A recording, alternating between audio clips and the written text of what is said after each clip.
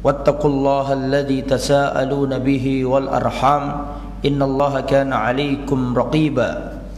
Ya ayyuhalladzina amanu taqullaha wa qulu qawlan sadida yuslih lakum a'malakum wa yaghfir lakum dhunubakum wa may yuti'illaha wa rasulahu faqad faza fawzan 'azima. Amma ba'd, fa inna asdaqal hadisi kitabullah wa khairal huda huda Muhammadin sallallahu alaihi wasallam wa syarral umuri muhdatsatuha wa kullu muhdatsatin bid'ah wa kullu bid'atin dhalalah wa kullu dhalalatin finnar. Wa ba'du. Ma'asyiral hadirin, ikhwani fillah, a'azzani Allah wa iyyakum. Alhamdulillah kita bisa bertemu kembali di Masjid Darussalam Sawahan, Ampel Sawahan. Insyaallah pada kesempatan yang baik ini kita akan menyampaikan kajian dengan kitab yang baru, yang mana pelajaran Sirah Nabawiyah sudah kita selesaikan. Maka insyaallah pada kesempatan yang baik ini kita akan mempelajari kitab Hikbah Minat Tarikh, sepenggal sejarah semenjak wafatnya Rasulullah sallallahu alaihi wasallam hingga gugurnya cucu beliau Al-Husain radhiyallahu anhu. Sekarang Al-Faslul Awal, pasal yang pertama, Khilafatu Al-Khalifah Abu Bakar As-Siddiq radhiyallahu anhu. Kekhalifahan Sayyiduna Abu Bakar As-Siddiq radhiyallahu anhu. Jadi kita akan mempelajari kekhalifahan Sayyiduna Abu Bakar As-Siddiq pada tahun 11 Hijriah, ketika Rasulullah wafat 11 Hijriah sampai 13 Hijriah. Jadi beliau berapa tahun ada di kekhalifahan? Kurang lebih berapa? Dua tahun. Tetapi 2 tahun itu beliau mengisinya dengan hal-hal yang gemilang. Nanti kita jelaskan. Kita baca dulu tamhid. Lamma u'lina anna Rasulullah sallallahu alaihi wasallam qad tufiya jaa Abu Bakar As-Siddiq radhiyallahu anhu. Ketika diumumkan bahwa Rasulullah sallallahu alaihi wasallam wafat, maka Abu Bakar As-Siddiq radhiyallahu anhu mendatangi rumah Rasulullah sallallahu alaihi wasallam. Fakashafa an wajhi Rasulillah sallallahu alaihi wasallam. Kemudian Abu Bakar datang, Abu Bakar membuka kain yang ada di tubuh Rasulullah, dibuka. Kemudian Rasulullah faqabbala baina ainaihi. Ya, Abu Bakar datang, Rasulullah dalam kondisi sudah dibaringkan, ditutupi kain, maka kasyafa an wajhi Rasulillah, maka Abu Bakar membuka tutup itu, membuka wajah Nabi. Faqabbala baina ainaihi, kemudian Abu Bakar mencium di antara dua mata Rasulullah sallallahu alaihi wasallam. Berarti apa itu namanya? Kening. Keningnya dicium oleh Abu Bakar. Kemudian Abu Bakar mengatakan, bi abi anta wa ummi tibta hayyan wa mayyitan. Ya, demi bapak dan ibuku, ini bukan Arab, bukan sumpah ya. Karena sumpah enggak boleh kepada selain Allah. Tapi ini kebiasaan orang Arab saja, bukan berarti sumpah ini. Bi abi anta wa ummi tibta hayyan wa mayyitan, engkau selalu wangi, harum, baik ketika hidup maupun mati ya Rasulullah. Wa ghatta Abu Bakar As-Siddiq Rasulullah sallallahu alaihi wasallam, kemudian ditutup lagi sama Abu Bakar. Kainnya dirapikan, ditutup lagi ke wajah beliau. Pada waktu itu banyak orang yang tidak sadarkan diri. Bahkan Umar bin Khattab mengatakan sesungguhnya Muhammad tidak mati. Muhammad sallallahu alaihi wasallam hanyalah pergi ke Tuhannya seperti dahulu pernah Musa pergi ke Tuhannya beberapa hari.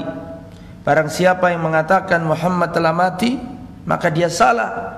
Muhammad akan kembali dan akan memotong tangan dan kaki-kaki orang yang mengatakan dirinya telah mati. Kemudian Abu Bakar menenangkan Umar bin Khattab. Umar, tenang, wahai Umar, tenang, diam. Tapi terus Umar ngomong.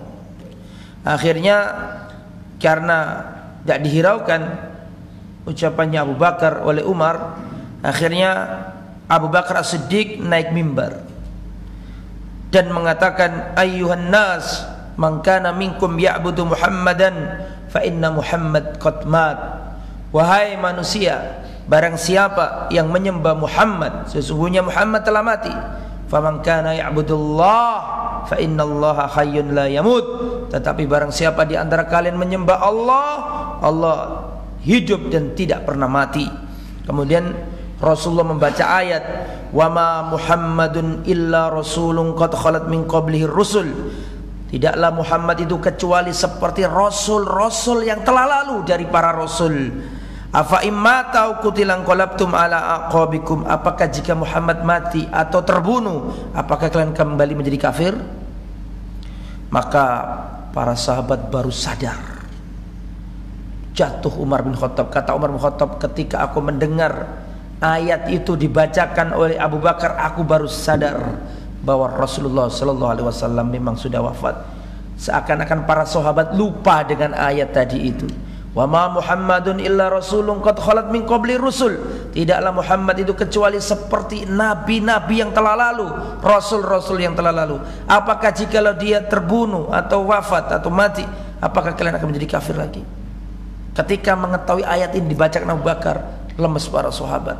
Para sahabat mengatakan seakan-akan ayat itu hilang dari kami. Ketika dibaca Abu Bakar baru sadar bahwa Rasulullah sallallahu alaihi wasallam tidak akan kembali. Maksudnya sudah wafat. Maka fana syajannasu yabkun, maka orang-orang mulai menangis. Wa kharaja ashabu Rasulillah fi syawari yuraddiduna hadhil ayat. Maka para sahabat keluar ke jalan-jalan membaca ayat ini, wa ma Muhammadun illa rasulun qad khalat min qabli rusul. Afa immata aw qutilan qalabtum ala aqabikum. Wa ka'annana lam nasma'ha illa fi dzalikal waqt. Kata Anas bin Malik, seakan-akan kami para sahabat ini tidak pernah dengar ayat itu kecuali tadi ketika dibacakan oleh Abu Bakar. Saking dahsyatnya kematian Rasulullah sallallahu alaihi wasallam. Sampai-sampai Anas bin Malik mengatakan, tidak pernah kami menjumpai kota Madinah sangat terang benderang melebihi hari di mana Rasulullah datang dari Makkah ke Madinah. Dan kami tidak melihat ada hari yang lebih gelap, murung, bermuram, kecuali hari di mana wafatnya Rasulullah sallallahu alaihi wasallam. Ma'annal Qur'ana qad kamula fi zamani Rasulillah sallallahu alaihi wasallam wa qabla wafatihi wa ma'a hadza fa inna hadhil ayat badat ka'annaha jadida alaihim. Padahal Al-Qur'an itu sudah lengkap di zaman Nabi, bahkan ketika Rasul sudah wafat. Akan tetapi ayat ini seakan-akan baru bagi para sahabat, saking dahsyatnya kematian Rasulullah sallallahu alaihi wasallam.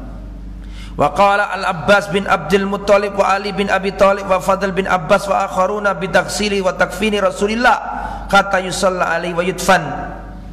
Pada waktu itu Abbas bin Abdul Muttalib, Ali bin Abi Thalib, Al-Fadl bin Abbas dan sebagian ahli bait yang lain, ya, itu memandikan jenazah Rasulullah sallallahu alaihi wasallam dan mengkafani Rasulullah sallallahu alaihi wasallam.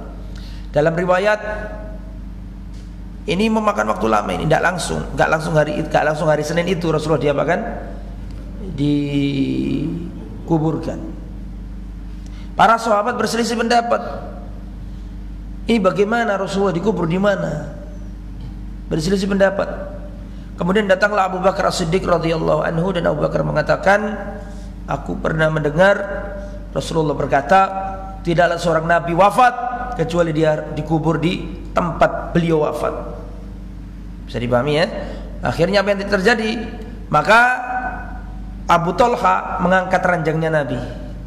Kemudian baru diadakan apa? Penggalian. Ya, penggalian.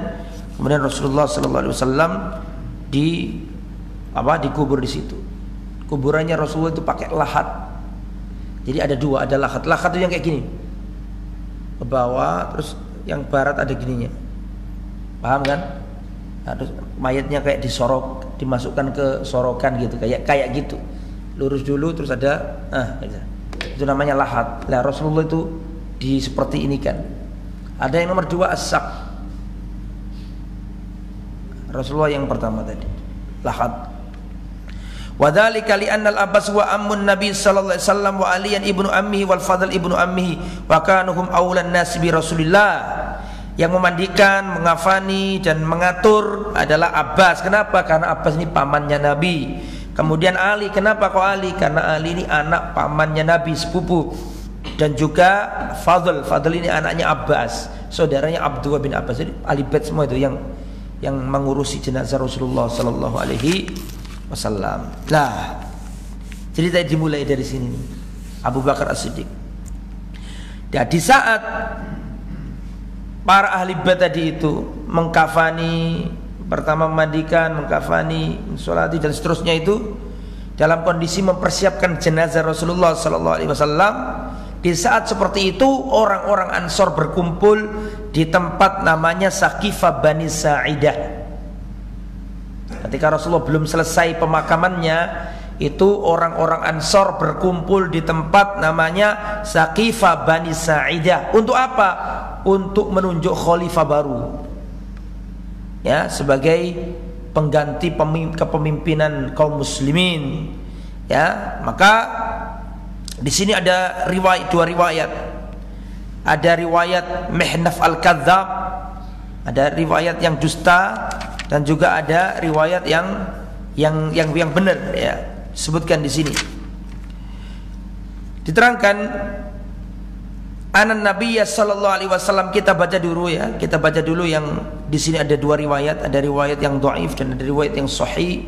Dan ini yang dari sini ini dunia akademik, ya, maksudnya dunia akademik. Kalau kita belajar di kampus-kampus tuh, ini banyak riwayat ini yang diambil, menggambarkan seakan-akan para sahabat itu rakus terhadap apa? Kepemimpinan. Padahal Rasulullah belum selesai, ya gitu ya. Dan di sini juga digambarkan bahwa para sahabat itu saling bertikai. Di riwayat yang pertama, ya, yaitu riwayat Al-Imam At-Tabari. Ada riwayat Abi Mikhnaf Al-Kadzab. Abu Mikhnaf ini seorang pendusta, seorang pembohong, ya. Setelah itu baru kita cantumkan riwayat Imam Al-Bukhari. Kemudian kita kita komparasikan, kita bandingkan mana yang benar dan mana yang salah. Nah, ini jadi pada waktu itu, atau yang dhaif gak usah kita jelaskan, ya, karena panjang di sini.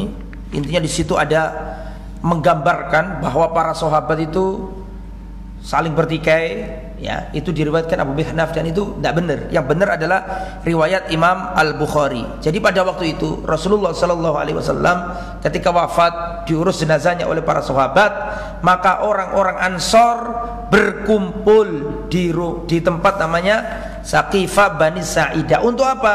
Untuk mendeklarasikan adanya pemimpin baru. Yang ditunjuk pada waktu itu adalah sahabat Nabi yang mulia dari kalangan Ansor. Namanya siapa? Siapa?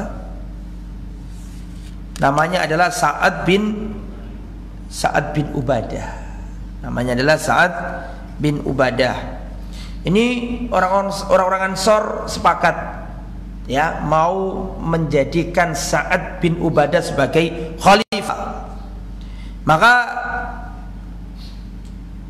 dengar nih Abu Bakar sama Umar bahwa di sana ada kegiatan pelantikan atau penunjukan khalifah baru.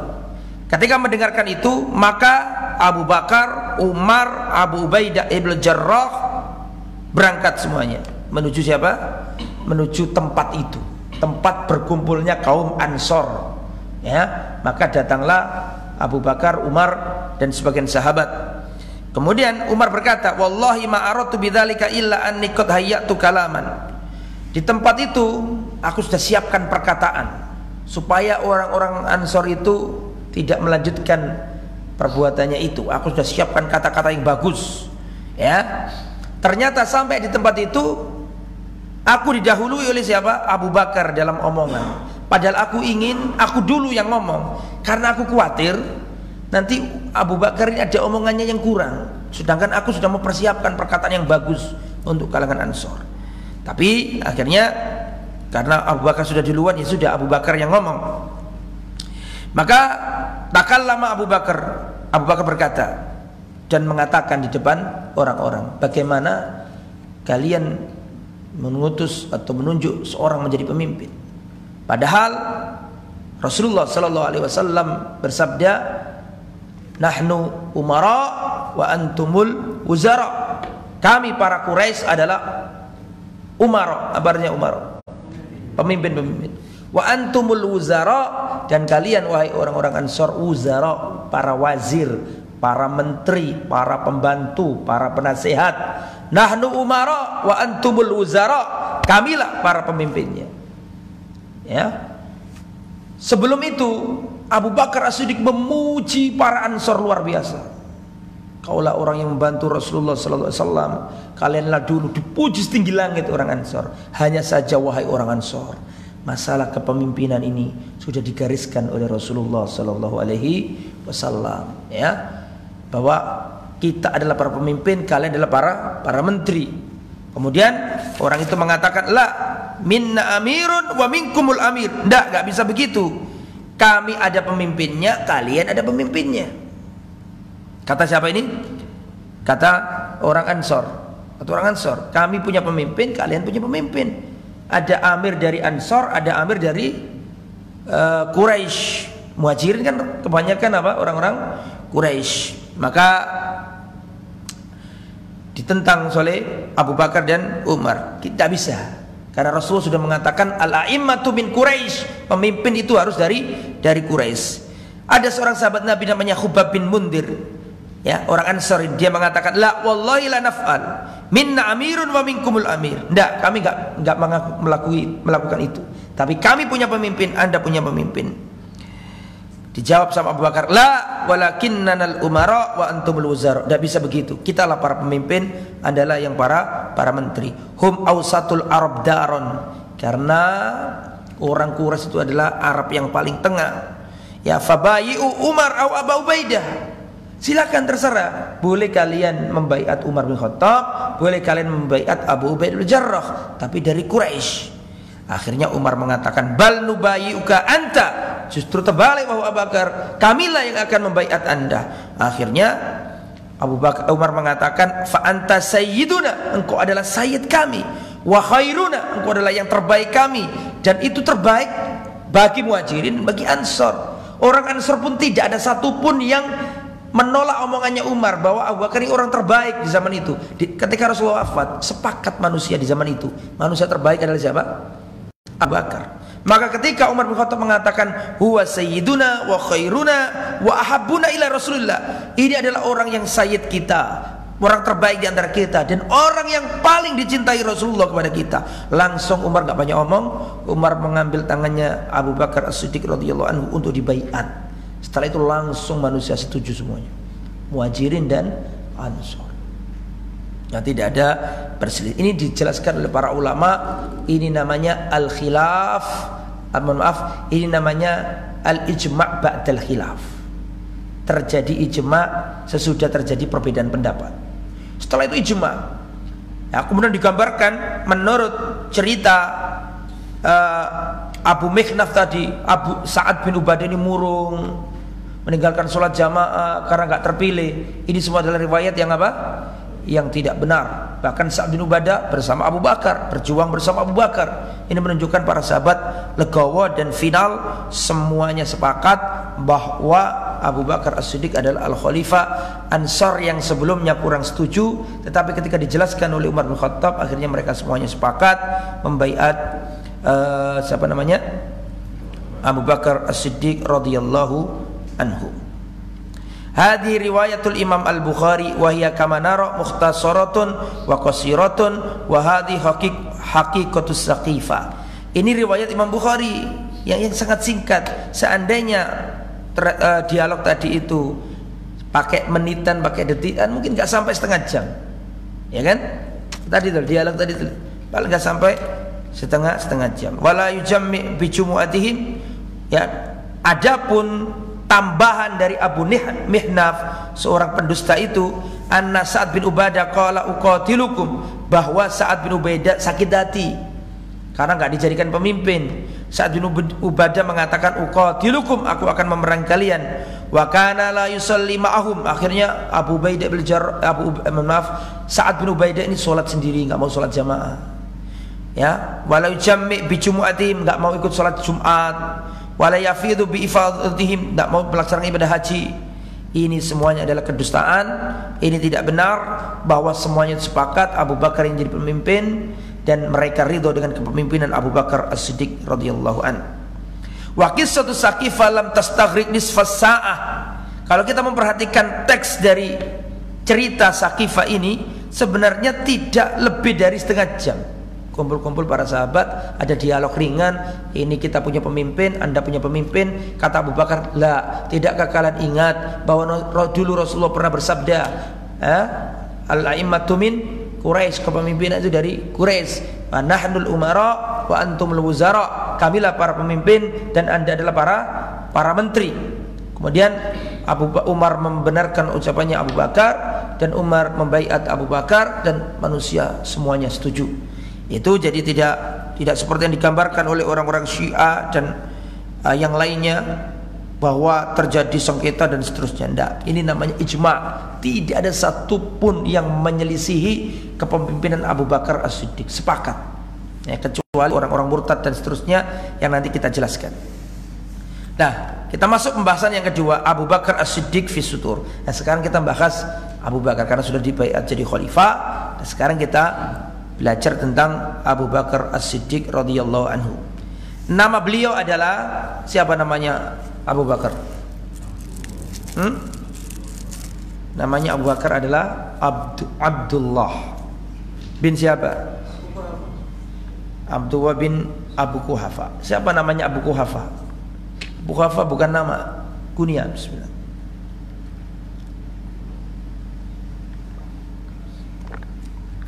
Abdullah bin Quhafa atau Abdullah bin Utsman.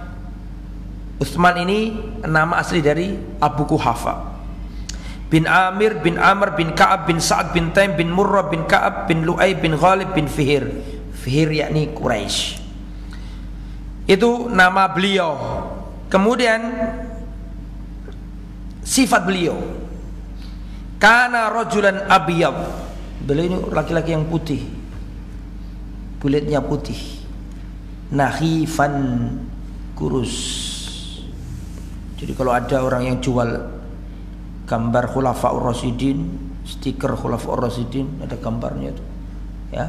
Terus kok di situ digambarkan Abu Bakar gemuk, nah, itu enggak belajar dia. Kan dijual itu kan. Ya, 4 Khulafaur Rasyidin ada gambarnya, lukisannya. Ya, kana rajulan abyad. Jadi Abu Bakar orangnya putih. Nahifan, orangnya apa? Kurus. Ya. Kemudian beliau ini kathirul buka, orangnya gampang nangis. Kalau sholat gampang nangis, ya. Lembut, layyin, orangnya lembut. Tapi punya pendirian yang kuat. Nanti kita akan mempelajari dalam perjalanan beliau. Laqab beliau adalah As-Siddiq. Kenapa dijuluki As-Siddiq? Yang membenarkan. Ya, karena diantara riwayat yang mengatakan adalah karena beliau dulu membenarkan peristiwa besar yang dikafiri oleh seluruh penduduk bumi pada waktu itu. Rasulullah mengatakan di depan kaumnya bahwa beliau melaksanakan peristiwa yang sangat dahsyat, yaitu Isra dan Mi'raj. Isra yakni perjalanan malam hari dari Masjidil Haram sampai ke Masjidil Aqsa. Setelah itu Al-Mi'raj dari Masjidil Aqsa ke Sidratul Muntaha dalam satu malam. Subhanalladzi asra bi 'abdihi lailan minal Masjidil Haram ilal Masjidil Aqsa alladzi barakna haulahu. Kami Maha suci Allah yang telah memberangkatkan hambanya, memperjalankan hambanya di malam hari dari Masjidil Haram sampai ke Masjidil Aqsa. Padahal Makkah sama Madinah saja berapa kilo? Makkah sampai Al-Madinah kurang lebih 500-an kilo. Itu berhari-hari. Lah ini Makkah sampai ke Masjidil Aqsa. Rasulullah ngomong ini di depan orang-orang kafir jahiliyah, diketawain sama mereka. Maka mereka mendatangi Abu Bakar, "Hai Abu Bakar, lihat saudaramu semakin ngelantur, semakin aneh. Dia mengklaim pergi dari Masjidil Haram sampai ke Masjidil Aqsa dengan perjalanan semalam saja. Ya. Maka kata Abu Bakar As-Siddiq, demi Allah kalau yang mengatakan itu Abu Bakar, maka aku percaya pada. Yang mengatakan siapa? Rasulullah, maka aku. Jadi Abu Bakar mengatakan seandainya mengatakan benar-benar Rasulullah, maka aku percaya. Dan Abu Bakar ini tidak pernah sujud ke patung ketika jahiliyah. Tidak pernah. Ma sajadtu li sanamin qat. Ya, Abu Bakar pernah mengatakan tidak pernah aku sujud ke berhala, ya, sedikit pun tidak pernah ketika masa jahiliyah. Dan Abu Bakar As-Siddiq adalah ketika sebelum jahiliyah, ketika sebelum Islam, Abu Bakar tidak pernah mencicipi satu tetes khamr. Tidak pernah. Ya. Padahal, coba bayangkan, padahal turunnya ayat pengharaman khamr itu di Mekah apa di Madinah? Di Madinah. Di Madinah loh padahal. Berarti kan logikanya itu para sahabat saja yang sudah masuk Islam masih banyak yang minum khamr. Karena belum ada larangan. Bisa dipahami maksud saya? Larangan khamr itu nggak pertama kali. Rasulullah dakwah di mana? Rasulullah Shallallahu Alaihi Wasallam dakwah di Makkah berapa tahun? Dakwah tauhid dari Rasulullah umur 40 sampai Rasulullah umur 53, betul kan? 13 tahun. Semuanya tentang tauhid. Ya, belum ada syariat larangan khamr, belum ada. Berarti tidak menutup kemungkinan orang-orang yang masuk Islam pun masih minum. Memang nggak dilarang pada waktu itu. Ya, setelah itu Rasulullah SAW hijrah kemana? Ke Madinah. Para sahabat masih minum. Bahkan ada sahabat yang sholat karena minum sampai jelas, bacaannya nggak jelas. Apa maksud saya kan? Jadi pertama khamr itu boleh, ya, di dalamnya ada sebagai minum. Kemudian naik lagi yang kedua, ya, yang kedua ini wa ismuhuma akbaru min naf'ihima. Khamr itu ada manfaatnya tetapi madorotnya lebih gede, dosanya lebih gede, tapi masih disebutkan ada kebaikannya. Berarti masih belum jelas kan? Pindah lagi yang ketiga. Yang ketiga ini lebih terang lagi, tapi belum tuntas. Ya ayyuhalladzina amanu la taqrabus sholata wa antum sukara. Wahai orang yang beriman, jangan kamu mendekati sholat sedangkan dirimu dalam keadaan mabuk. Karena ada cerita para sahabat sholat kemudian bacaannya itu ngelantur gak karu-karuan gitu. Terus turun ayat itu, ya ayyuhalladzina amanu la taqrabus sholata wa antum sukara. Wahai orang-orang yang beriman, jangan kamu mendekati sholat sedangkan kamu dalam kondisi mabuk. Ini meskipun belum tuntas tapi sudah banyak mengurangi. Paham nggak maksudnya? Misalnya ada orang habis duhur mau mabuk, sebentar lagi asar, betul kan? Mau asar mau mabuk, sebentar lagi mau apa? Maghrib. Apalagi maghrib sama isya. Kalaupun mereka minum ya mungkin habis isya itu. Atau setelah subuh karena waktunya lumayan apa? Panjang. Minimal ini sudah meminimalisir luar biasa ini. Makanya Umar bin Khattab radhiyallahu anhu, beliau berkata, ini tidak benar. Ini kayaknya masih ada belum yang pas tentang masalah khamr ini. Akhirnya berdoa nih para sahabat, di antaranya Umar bin Khattab berdoa, Allahumma israh lana fil khamri sarhan wafiyya. Ya Allah, terangkan kepada kami tentang khamr sejelas-jelasnya ya Allah, segamblang-gamblangnya ya Allah. Karena kan tadi sudah berapa? Pertama, terus kedua, yang pertama masih boleh lah. Yang kedua ada manfaatnya tapi dosanya lebih besar. Yang ketiga apa tadi? Jangan kamu sholat sedangkan dirimu dalam kondisi mabuk. Kayak ada sesuatu yang belum tuntas begitu. Akhirnya Umar berdoa, Allahumma isyrah lana fil khamri sarhan wafiyya. Ya Allah, terangkan kepada kami tentang khamr sejelas-jelasnya, segamblang-gamblangnya. Langsung turun ayat dari langit. Ya ini ayat yang terakhir nih, yang putus nggak boleh lagi. Ya ayyuhalladzina amanu innamal khamru wal maisiru wal ansabu wal azlamu rijsun min amali syaitan fajtanibuhu. Wahai orang-orang yang beriman, sesungguhnya khamr, judi, undian, berhala itu rijs, kotor, keji.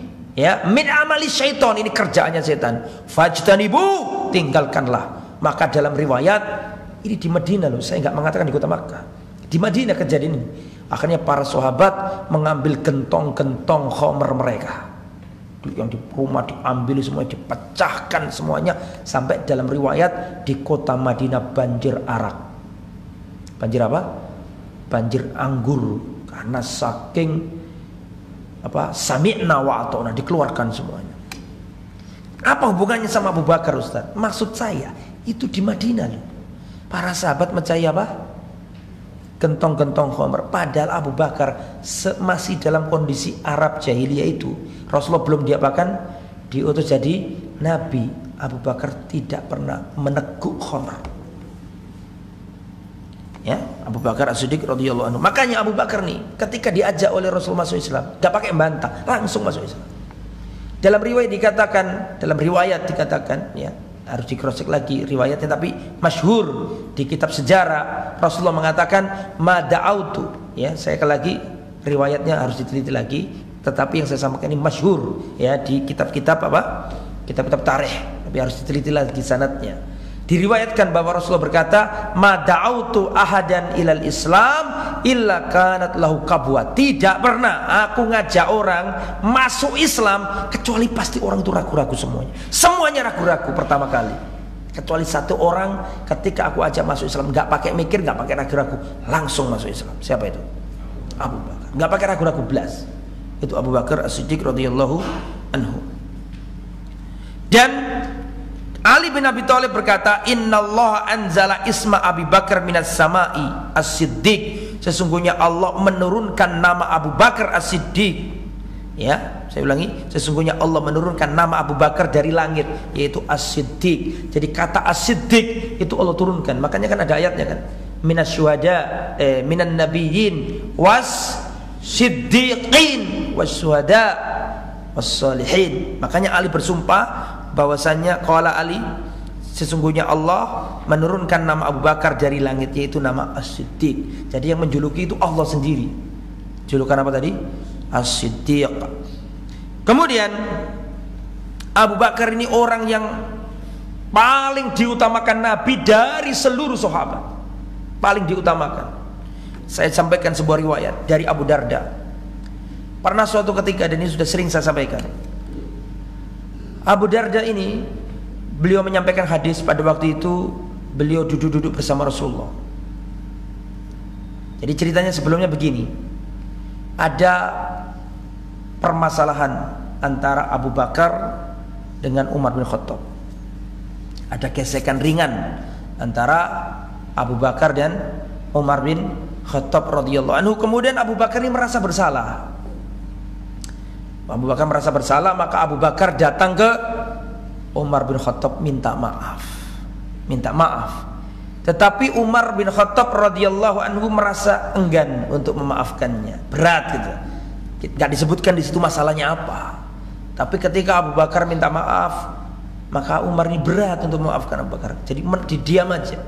Ketika Abu Bakar minta maaf, ini Umar diam saja.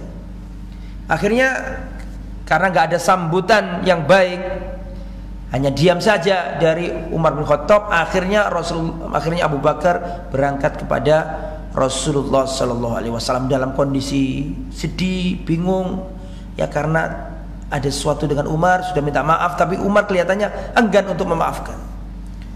Maka Abu Bakar As-Siddiq berangkat kepada Rasulullah. Pada waktu itu Rasulullah bersama siapa tadi? Abu Darda dan para sahabat yang lain. Ketika Abu Bakar datang, maka Rasulullah berkata kepada para sahabat, lihatlah temanmu ini yang baru datang. Maksudnya siapa? Abu Bakar. Lihatlah temanmu ini. Amma sahibukum faqad ghamar. Lihatlah saudaramu ini, ada sesuatu dalam pikirannya. Dia sedang kalut, ada sesuatu. Fasallama, akhirnya Abu Bakar mengucapkan salam, assalamualaikum warahmatullahi wabarakatuh.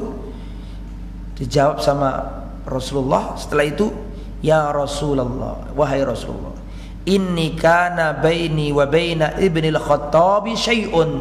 Ya Rasulullah, antara diriku dengan Umar bin Khattab ada sesuatu.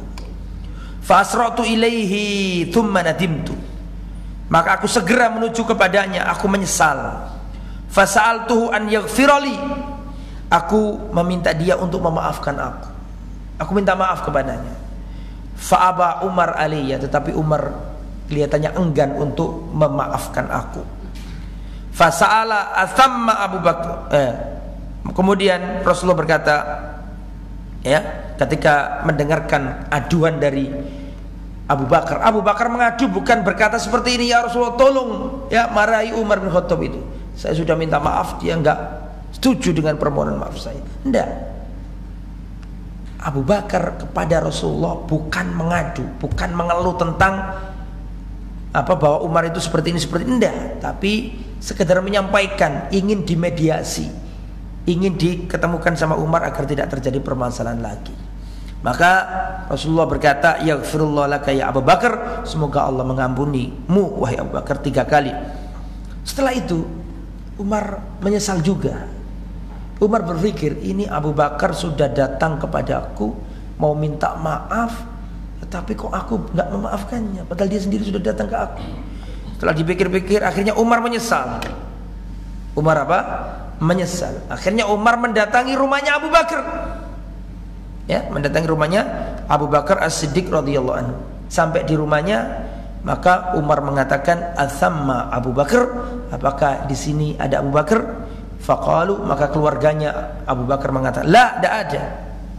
Ketika dijawab bahwa Abu Bakar enggak ada di rumah, langsung masuk di pikirannya Umar, pasti ini Abu Bakar sama Rasulullah sallallahu alaihi wasallam. Karena di mana ada Rasul, di situ ada Abu Bakar. Maka dicari sama Umar bin Khattab, mana nih Abu Bakar, dicari.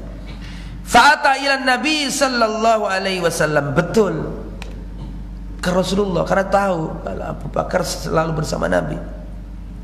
Setelah datang ke Nabi mengucapkan salam, faja'ala wajhun Nabi yatama'ar hatta asfaqa Abu Bakar. Maka Rasulullah ketika melihat Umar, langsung wajahnya Rasulullah berubah, kelihatan seperti marah begitu. Rasulullah marah ya kepada Umar, sampai-sampai Abu Bakar ini enggak tega kepada Umar. Ya, fajatha ala rukbatahi faqala ya Rasulullah wallahi ana kuntu adlam. Ya Rasulullah, bukan Umar yang salah, aku yang salah ya Rasul. Aku yang berbuat dolim. Jangan dimarahi Umar ini begitu. Ya, faqala Nabi sallallahu alaihi wasallam, maka Rasulullah SAW berkata kepada Umar, innallaha ba'athani ilaikum faqultum kadzabta. Sesungguhnya Allah mengutusku kepada kalian, tapi semuanya kalian ini mengatakan kamu dusta wahai Muhammad. Hanya satu orang yang mengatakan kamu benar wahai Muhammad, yaitu Abu Bakar As-Siddiq. Wawasani binafsi wa mali, dia ini berkorban dengan jiwanya, dengan raganya, dengan hartanya. Dia berjuang di jalanku ketika semua manusia di jagat raya ini bakhil terhadap perjuanganku. Fahal antum tariku li sahibi, apakah kamu ingin meninggalkan saudaraku ini? Seberapa banyak masalahmu dengan Abu Bakar dalam urusan dunia sampai kau melupakan kebaikannya. Ya, fama udhiya ba'daha, setelah kejadian itu tidak ada satupun orang yang berani menyakiti Abu Bakar As-Siddiq radhiyallahu anhu. Setelah kejadian itu, logikanya gini, kalau Umar saja dimarahi Rasulullah, apalagi selain Umar? Kalau sudah masalah dengan siapa tadi? Abu Bakar. Kelasnya Umar loh ini. Umar dikatakan dalam hadis, seandainya ada setan ya ketemu sama Umar bin Khattab, setannya cari apa? Cari jalan lain. Ya, itu saja. Kalau dibandingkan sama Abu Bakar, tidak bisa. Mesti Abu Bakar yang lebih utama dari Umar bin Khattab radhiyallahu anhu. Kemudian Wan Ammar bin Yasir, dari Ammar bin Yasir berkata, ra'aitu Rasulullah wa ma mau illa khamsa. Aku pernah melihat Rasulullah. Ammar ini termasuk orang-orang yang masuk Islam dulu pertama kali. Ammar bin Yasir itu loh, yang ibunya namanya siapa? Sumain, termasuk orang yang pertama kali masuk Islam. Beliau berkata, ra'aitu Rasulullah sallallahu alaihi wasallam wa ma mau illa khamsatu a'budin wa imra'atani wa Abu Bakar. Aku melihat Rasulullah dulu tidak ada yang bersama Nabi kecuali 5 budak, 2 perempuan dan 1 Abu Bakar.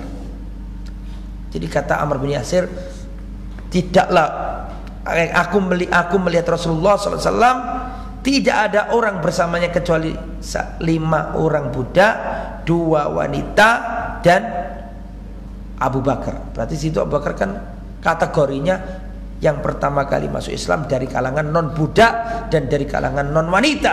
Bisa dipahami saya? Berarti di situ adalah Abu Bakar adalah laki-laki yang pertama kali masuk Islam. Dan Abu Bakar As-Siddiq ini semenjak semenjak jahiliyah sudah terkenal dengan orang yang baik. Abu Bakar ini ulama nasab. Ulama nasab, ngerti nasab? Paham nasabnya orang Arab itu, paham semua itu. Sering ditanyai orang nasabnya ini kembali apal itu.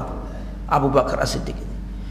Waktu pertama kali beliau dilukai orang kafir, dihinakan, dicemooh, ini Abu Bakar sudah niat hijrah tuh ke Habasyah. Habasyah kan hijrah pertama sebelum mana?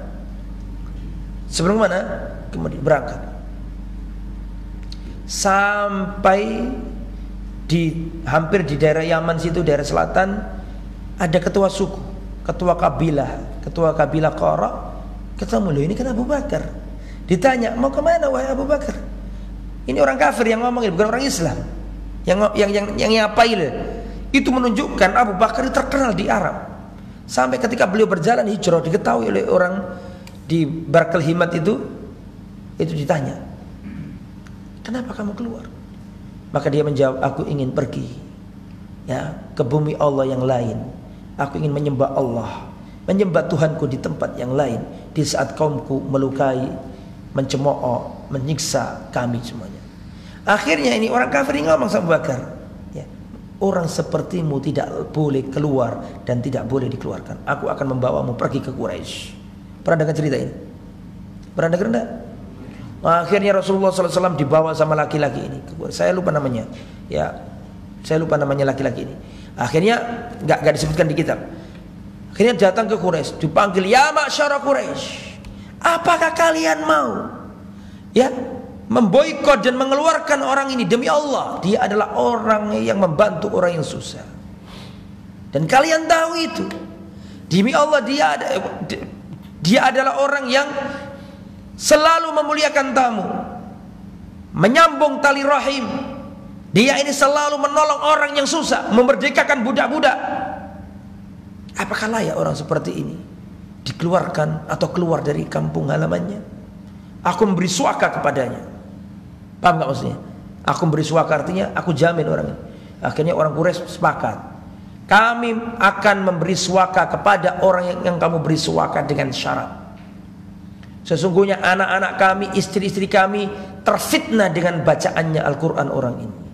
Kami izinkan dia kembali di tempat Quraisy ini dengan syarat dia tidak boleh sholat di Masjidil Haram, harus sholat di rumahnya, harus baca Quran di rumahnya, nggak boleh di Masjidil Haram.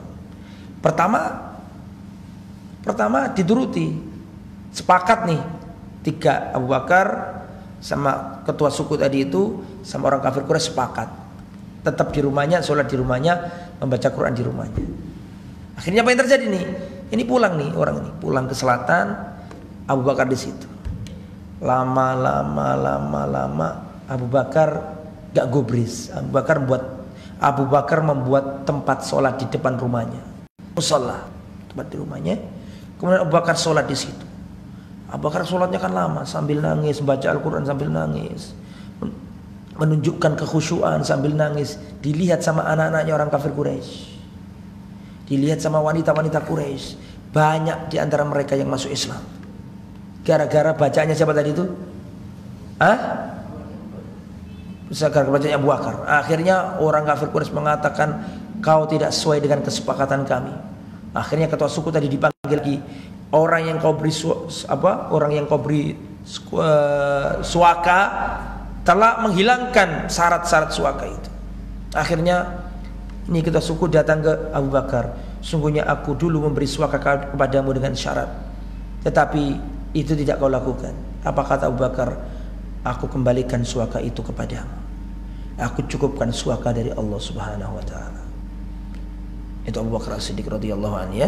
Jadi syahid poinnya di situ adalah tadi itu, ini ketua suku ini orang kafir luar Quraisy mengakui kalau Abu Bakar itu orang yang menjamu tamu, orangnya apa tadi, menyambung tali rahim, membantu orang yang susah. Dan itu pun diiyakan sama orang apa? Kafir Quraisy. Itu menunjukkan bahwa Abu Bakar ini orang baik, baik sebelum Islam maupun ketika sudah masuk Islam. Khiyarukum fil jahiliyah, khiyarukum fil Islam. Orang pilihan ketika jahiliyah akan menjadi orang pilihan ketika Islam. Paham maksudnya? Seperti Khalid bin Walid, ya ketika dia masih kafir adalah orang pilihan, ketika masih Islam dia juga apa? Pilihan. Karena manusia itu seperti tambang emas. Ya, ditaruh di kotoran kayak apapun, kalau sudah dicuci ya jadi bagus lagi gitu. Kemudian azwajuhu wa auladuhu, istri-istrinya Abu Bakar As-Siddiq siapa saja? Yang pertama Qutailah bintu Abdul Uzza. Qutailah binti Abdul Uzza. Dari wanita yang pertama ini Abu Bakar memperoleh anak yang bernama Abdullah dan Asma. Abdullah bin Abi Bakar As-Siddiq dan Asma binti Abi Bakar As-Siddiq radhiyallahu anhu. Yang kedua istri beliau adalah Ummu Ruman Al-Kinaniyah. Ummu Ruman Al-Kinaniyah. Ummu Ruman ini dari beliau ini Abu Bakar memperoleh anak namanya Aisyah binti Abi Bakar dan Abdurrahman binti Abi Bakar. Bin Abi Bakar. Abdurrahman bin Abi Bakar. Jadi Aisyah sama Asma itu beda ibu. Tahu Asma kan? Terkenal wanita, istrinya siapa? Zubair bin Awam. Jadi beda ibu. Diterangkan dalam riwayat Asma ini datang ke Nabi, ya Rasulullah, apakah boleh saya ini menyambung ibu saya? Ibunya kafir pada waktu itu ya. Ya, Asma kata Rasulullah, turun ayat, la yanhakumullah. Allah tidak mengelarang kalian berbuat baik kepada kerabat-kerabat kalian selama tidak menyuruh kalian dalam apa? Kemusyrikan dan tidak memerangi kalian. Berarti ibu itu maksudnya ini Qutailah bintu Abdul Uzza. Ya, punya anak namanya Abdullah dan Asma. Kemudian yang kedua tadi Ummu Ruman punya anak namanya Aisyah dan Abdurrahman. Abdurrahman ini saudaranya Aisyah. Ketika Rasulullah wafat, Abdurrahman ada di sisi Rasulullah, ada di sisi Aisyah ketika Rasulullah wafat. Kemudian istri beliau yang nomor 3 adalah Asma binti Umais. Asma binti Umais Al-Khos'amiyah, melahirkan anak namanya Muhammad. Ya, Muhammad ini bukan sahabat, berbeda dengan Abdurrahman, berbeda dengan Aisyah, berbeda dengan Asma. Kalau Muhammad bukan sahabat karena tidak melihat Rasulullah langsung. Ya, Muhammad ini lahir belum sempat melihat siapa? Rasulullah SAW. Maka bukan sahabat. Nah, Muhammad ini yatim. Yatim. Ditinggal wafat oleh siapa? Ayahnya namanya siapa? Abu Bakar. Lah, Asma binti Umais ini istrinya Abu Bakar yang ketiga yang punya anak Muhammad ini adalah jandanya Ja'far bin Abi Thalib. Tahu Ja'far kan? Ja'far itu apanya Nabi? Kok bisa paman itu? Sepupu. Jadi ceritanya begini, kemarin sudah saya jelaskan, ini memutar memori aja. Jadi waktu perang Mu'tah tuh tidak pernah Rasulullah mengucapkan seperti perang Mu'tah itu. Biasanya Rasulullah itu kalau perang komandannya adalah fulan, sudah gitu aja. Tapi khusus dalam perang Mu'tah ini Rasulullah menunjuk 3 komandan. Ada cadangannya. Kalau wafat ganti ini, kalau wafat ganti ini, dan tidak pernah sebelumnya. Dan perang Mu'tah adalah perang pertama kali berhadapan tentara Islam dan tentara salib. Tentara Islam sama tentara salib ini pertama kali ketemu di perang Mu'tah. Rasulullah masih hidup. Jadi Rasulullah masih hidup itu sudah ada gesekan antara Muslim dengan Nasrani karena mereka berkhianat. Nah, dalam perang ini Rasulullah menunjuk nanti yang jadi komandan perang adalah Zaid bin Harisah, kecintaan Nabi ini kan, mantan anak angkatnya Nabi. Kalau Zaid wafat diganti oleh siapa? Ja'far bin Abi Thalib. Kalau Ja'far wafat diganti siapa? Abdullah bin Rawaha. Kalau sudah 3 itu doang yang disebutkan Nabi. Kalau Zaid wafat diganti Ja'far, Ja'far wafat diganti Abdullah bin Rawaha. Zaid Muhajirin, Ja'far Muhajirin, Abdullah bin Rawaha Ansor. Berangkat. Waktu berangkat itu gugur sungguhan, Zaid gugur. Ja'far juga apa? Gugur. Dan kedua apa? Lengannya atau kedua tangannya Ja'far ini putus. Makanya Ja'far itu dijuluki At-Tayyar, yang punya sayap terbang pada di surga, mencari kesana kemari terserah ia mau di surga. Maka diganti oleh siapa? Abdullah bin Rawaha. Itu Rasulullah menceritakan di Madinah loh kejadian itu. Paham nggak maksudnya? Terjadi perang di Mu'tah, tapi Rasulullah menggambarkan di kota Madinah Zaid telah wafat. Bendera diganti oleh siapa? Ja'far. Ja'far gugur, diganti oleh siapa? Abdullah bin Rawaha. Setelah itu apa kata Nabi? Bendera dibawa oleh pedang di antara pedang-pedangnya Allah yang terhunus untuk orang kafir. Siapa ternyata itu? Khalid bin Walid. Ya, Khalid bin Walid berhasil menarik pasukan mundur dengan sedikit jumlah korban. Perang Mu'tah itu kalah pemenang kaum muslimin.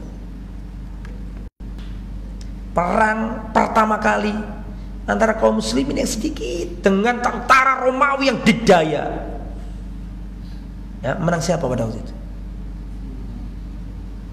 Ya jelas kalah kita ini. Secara kalah pemenang memang kalah perang Mu'tah itu, tapi efek sampingnya membuat Islam menang. Karena efek samping dari perang Mu'tah itu, seantero Arab melihat, Muhammad dengan sahabatnya melawan Romawi Raya. Karena sudah saya jelaskan itu kan. Meskipun kalah, untuk sementara waktu itu kalah, tetapi efeknya ini membuat orang-orang Arab itu terbelalak melihat Rasulullah dan para sahabat menantang apa? Romawi. Sampai orang kafir Quraisy mikir, loh itu Romawi ditantang sama mereka, kan gitu ya. Nah, itu menjadi secara politik ya, maka namanya kaum muslim harum di tengah kaum Arab. Karena apa? Karena berani menantang Romawi. Singkat kata nih ya, Ja'far wafat. Ini saya hubungkan sama cerita ini.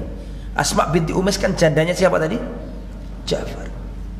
Ini perhatikan, ini juga ada faedah di dalamnya. Bahwa bagaimana Rasul, saya mau tanya tolong dijawab. Orang mati itu sudah ada nggak di zaman Nabi? Sudah ada toh.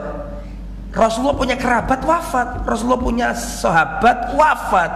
Pertanyaannya, apa sih yang dilakukan Rasulullah itu kalau sahabatnya wafat, kalau kerabatnya wafat? Lah apa yang dilakukan Rasulullah ketika ada orang mati? Ayo kita praktekkan zaman ini, gitu loh maksud saya. Ketika Ja'far wafat, apa yang dilakukan Nabi? Ya kerabat, ya saudara, ya sahabat. Ketika Ja'far wafat, apa yang dilakukan Nabi? Rasulullah berkata kepada para sahabat, Rasulullah berkata kepada keluarganya, isna'u li ali Ja'far to'aman, buatkanlah makanan untuk keluarganya Ja'far yang ditinggal mati oleh Ja'far. Ya, faqad atahum ma yushiluhum, telah datang kepada keluarganya Ja'far apa yang menyibukkan mereka. Orang kalau ditinggal mati itu sibuk. Ada yang sedih, atau ada yang mengurus jenazahnya, itu kalut semuanya. Gak sempat mikiri bumbu dapur masakannya apa, menunya apa, soto lamongan apa, nasi padang. Gak sempat mikir kayak gitu. Makanya kata Nabi, buatkan makanan untuk keluarganya Ja'far. Yang buat makanan orang lain apa sih? Keluarga mayit. Ini jelas wele-wele. Ya, jangan dibalik. Ya, isna'u li ali Ja'far to'aman, buatkan makanan kepada keluarga Ja'far yang ditinggal mati. Ini satu poinnya tuh. Berarti orang yang keluarga ditinggal mati, sanak kerabat, tetangga dekat, suruh membawa makanan kepada keluarganya si mayit, karena gak sempat makan, gak sempat mikir itu. Mereka sedih, mereka ngurus jenazah dan seterusnya. Kita ini yang disuruh membuat makanan. Itu satu. Apakah cukup di situ? Enggak. Rasulullah mendatangi keluarganya Ja'far. Rasulullah mendatangi keluarganya Ja'far, mereka menangisi Ja'far, nangis. Nah, setelah 3 hari Rasulullah mengatakan kepada mereka, la tabku ala akhi ba'dal yaum, jangan kalian menangisi saudaraku setelah hari ini. Tidak boleh. Jangan kau lakukan itu. Dan Ja'far ini, antum kalau ditanya, saya mau tanya ke antum nih, Siapakah sahabat Nabi yang wajahnya paling mirip Nabi, wajah dan akhlaknya? Siapa? Yo Ja'far, mesti Ustaz omong itu. Ya, kalau gak Ja'far siapa lagi bakas Ja'far ini? Ya, Ja'far ini sahabat Nabi yang paling wajahnya mirip Nabi, paling akhlaknya mirip Nabi, top pokoknya Ja'far ini. Ya. Mirip Nabi ya, makanya didatang Rasul. La tabku ala akhi ba'dali, jangan tangisi saudaraku setelah hari ini saja. Pertama, itu artinya apa itu? Dihibur, betul enggak? Kedua, dilarang meratapi mayit. Jadi pertama, Rasulullah menyuruh orang-orang buat makanan untuk keluarganya Ja'far, itu satu. Dua, Rasulullah mendatanginya dalam rangka takziah dan menghiburnya, dan melarang untuk apa tadi? Meratapi mayit. Apakah cukup di sini? Enggak cukup. Rasulullah manggil dua anaknya Ja'far. Ja'far punya anak, Muhammad bin Ja'far dan Abdullah bin Ja'far. Masih kecil-kecil, dipanggil sama Nabi dua orang ini. Sedih Rasulullah melihat anaknya Ja'far ini.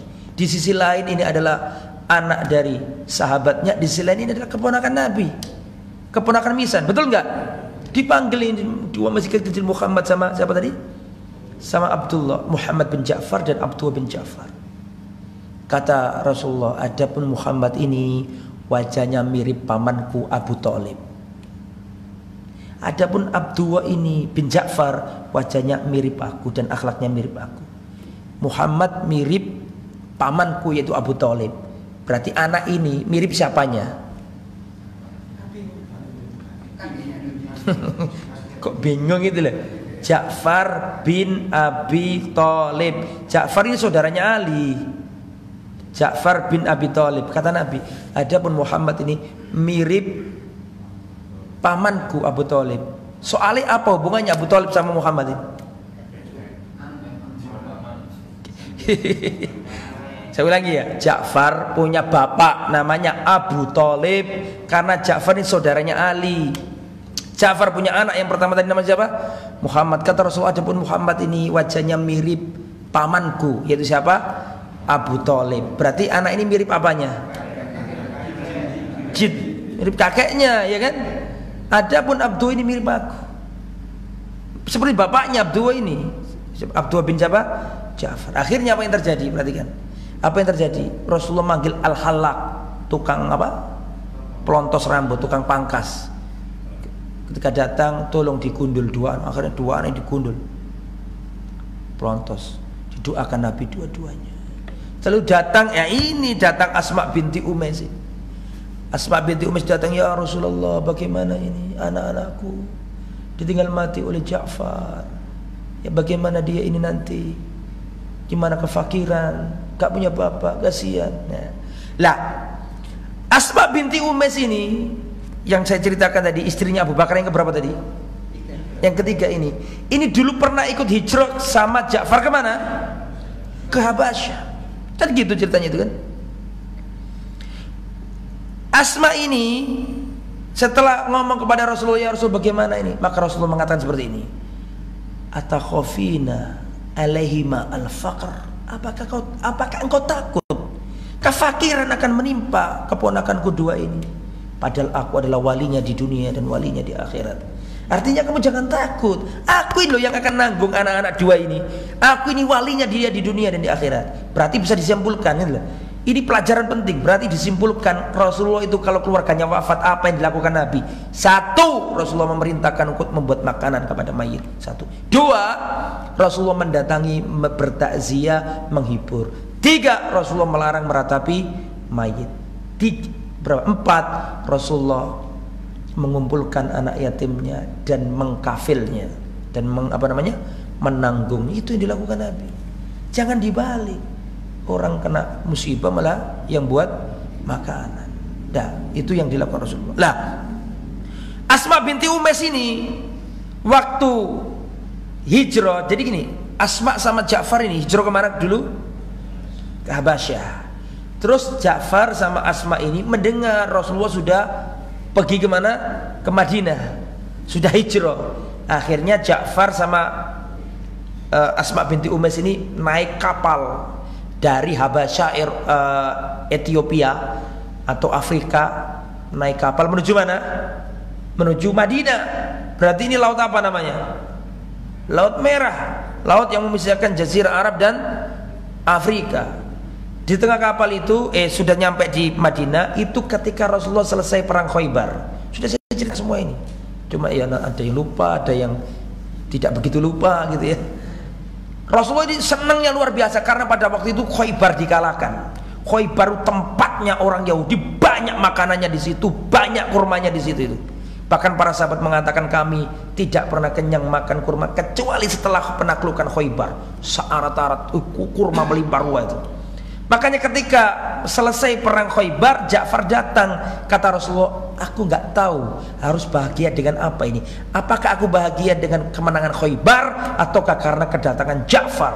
Senangnya Nabi berlipat ganda gitu. Nah setelah itu Asma binti Umays ini datang ke rumahnya Hafsah. Siapa Hafsah itu? Anaknya Umar. Betul enggak? Hafsah ini yang termasuk ikut ke Habasyah juga. Akhirnya ketika di rumahnya Hafsah, Umar datang. Umar berkata kepada Hafsah, siapa perempuan ini? Asma binti oh orang yang perhijrah itu ke Habasyah itu kan? Iya. Orang yang pernah nyebrang lautan itu kan? Iya. Maka Umar berkata kepada siapa?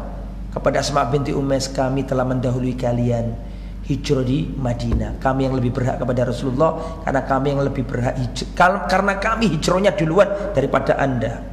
Marah Asma binti Umays ini.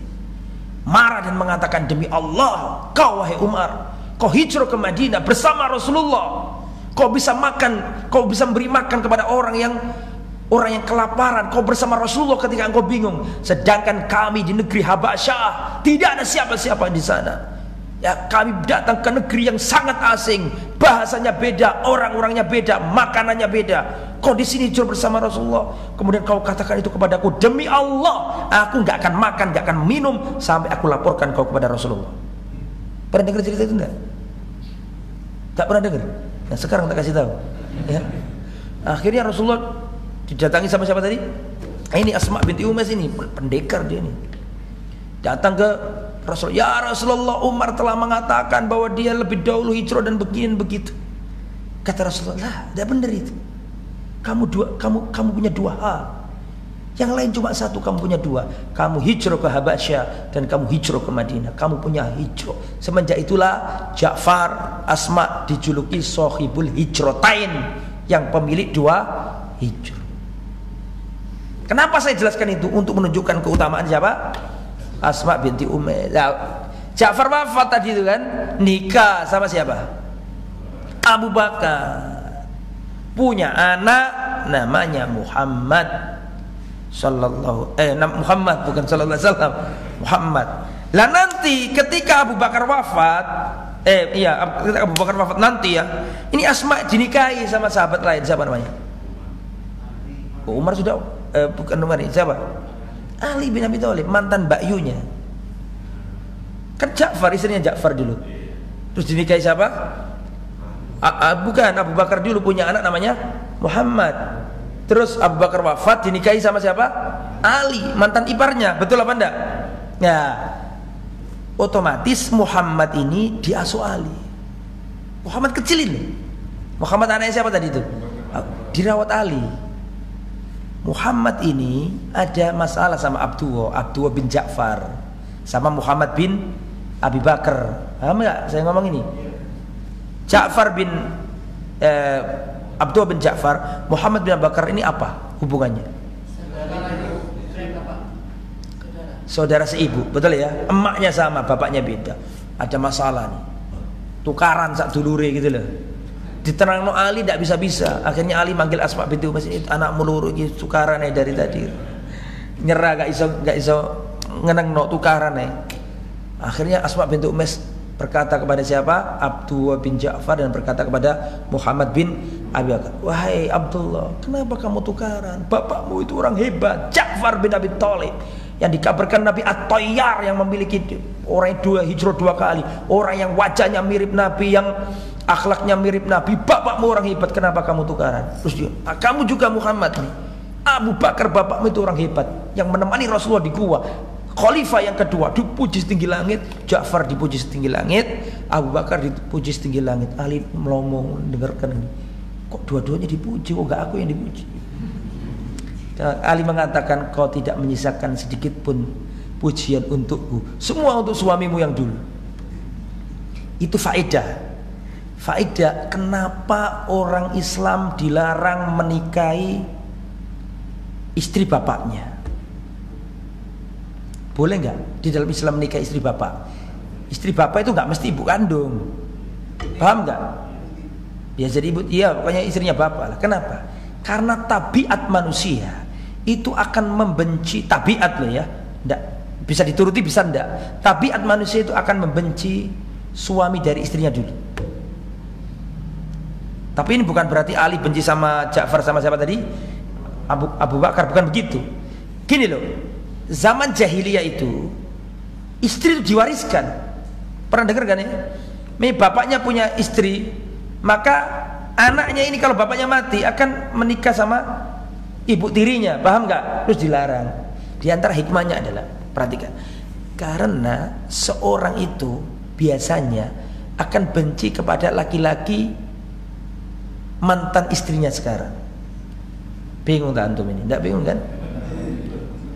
Ada orang janda terus dinikahi sama, ada A nikah sama janda cerai misalnya. A nikah sama janda ini. Mesti A ini tidak seneng kalau ada mantannya ini disebut-sebut. Betul apa enggak? Betul apa enggak? Lah, kalau seandainya ini yang menikahi wanita ini bapaknya, maka dilarang, nggak boleh nikahi wanita ini. Karena apa? Karena tabiat manusia itu akan membenci suami dari istrinya yang dulu, paham nggak? Lah, dan nggak boleh anak membenci siapa? Bapaknya, makanya dilarang. Karena itu mesti ada perasaan kayak gitu, ada dilarang. Lah, Muhammad ini nanti masih cerita Muhammad ya, Muhammad bin sebentar lagi, Muhammad bin Abi Bakar. Muhammad bin Abi Bakar ini nanti termasuk yang pro Ali ketika zaman fitnah, paham nggak maksud saya? Ketika zaman fitnah ini pro Ali, maka terjadi gonjang ganjing di tanah Syam. Ada Muawiyah, di Mesir ada siapa? Ada Amr bin As melawan yang di Kufah, yaitu siapa? Ali bin Abi Thalib. Ali bin Abi Thalib mengutus Muhammad pergi ke Mesir untuk mencopot Amr bin As. Muhammad ini dirawat Ali sejak kecil. Dia waktu zaman fitnah pro Ali beliau. Sampai sini paham ya? Maka Amr bin As dipecat sama Ali. Terus digantikan siapa? Muhammad bin Abi Bakar. Berangkat nih Muhammad bin Abi Bakar sama keluarganya sampai di Mesir. Sampai di Mesir dibunuh Amr bin As. Muhammad ini dibunuh. Amr bin As sahabat Nabi, dibunuh. Anaknya Muhammad di sana yatim. Aisyah dengar ada ponakannya di Mesir, kalau nggak salah namanya Qasim bin Muhammad. Maka Aisyah menyuruh saudaranya pergi ke Mesir mencari keponakannya ini. Bisa dipahami tidak? Muhammad disuruh Ali bin Abi Thalib menjadi gubernur, menggantikan siapa tadi? Amr bin As. Amr bin As kuat di sana, dicintai kaumnya. Terjadi perang, kalah Muhammad ini. Kan pada waktu itu kan nggak mau dicopot. Muawiyah sama siapa? Amr bin As. Pernah dengar kisahnya kan? Nanti ada di sini, nanti sabar. Akhirnya apa? Dibunuh Amr bin As. Muhammad ini. Keluarganya ada di Mesir, anaknya yatim di Mesir, jauh dari kerabatnya. Akhirnya Aisyah ingat, Aisyah ini punya dulur namanya Muhammad. Beda apa? Beda ibu, betul ya? Cari anaknya Muhammad, dicari ketemu, namanya Qasim bin Muhammad. Dibawa ke Madinah. Ini Qasim dirawat Aisyah sejak kecil. Anaknya Muhammad ini dirawat Aisyah sejak kecil, nanti jadi ulama besar Qasim bin Muhammad. Itu tapi nanti Mas ya. Istri yang keempat ya, yang namanya Habibah binti Kharijah, punya anak namanya Ummu Kulthum. Sampai sini ya, kita sudah nerangkan namanya Abu Bakar, kemudian lakopnya, sifat-sifatnya, dan insya Allah besok tentang keutamaan siapa? Abu Bakar As-Siddiq. Semoga bermanfaat. Subhanakallahumma bihamdika, asyhadu an la ilaha illa anta, astaghfiruka wa atubu ilaik. Assalamualaikum warahmatullahi wabarakatuh.